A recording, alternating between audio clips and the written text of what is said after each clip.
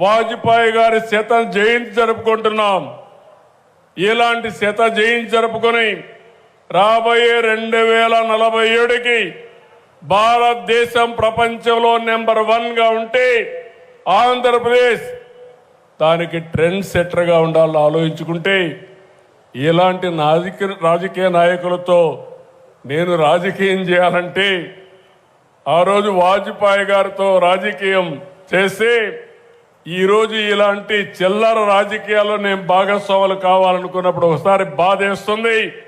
కానీ ఓసారి ఆలోచిస్తున్నాం, ప్రజల కోసం అనునిత్యం పనిచేస్తాం, మీకు మెచ్చే పరిపాలన ఇస్తాం, మీ జీవితాలకు వెలుగునిచ్చే విధానాలు తీసుకొస్తాం. ఎంతమంది ఎన్ని చెప్పినా ఎన్ని అడ్డంకులు సృష్టించినా ఈ యాత్ర ఆగదని చెప్పి నేను మీకు తెలియజేస్తున్నా.